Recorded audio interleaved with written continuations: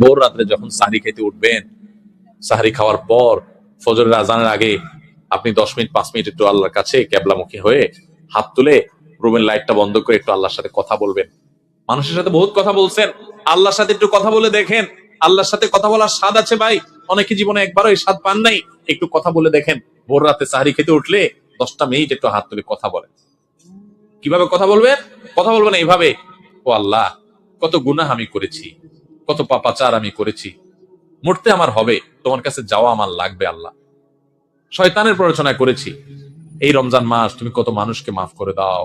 নবী করিম সাল্লাল্লাহু আলাইহি ওয়াসাল্লাম বলেছেন, ওয়ালিল্লাহি মুতাকাউ মিনান নার ওয়া যালিকা ফি কুল্লি লাইলা।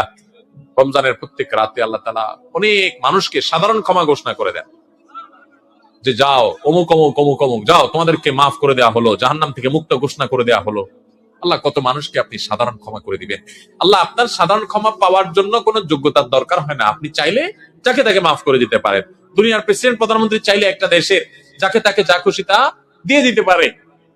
তাদের যদি ক্ষমতা, তারা তো মানুষ। আল্লাহ আপনি তো মহান সৃষ্টিকর্তা, আপনি তো চাইলে আমার সব অপরাধ গুলো মাফ করে আমাকে ফেরেশতা বানায় ফেলতে পারেন, পারেন না আল্লাহ? তো আল্লাহ আপনি আমাকে মাফ করে দেন, এটা আল্লাহর সাথে কথা বলবেন।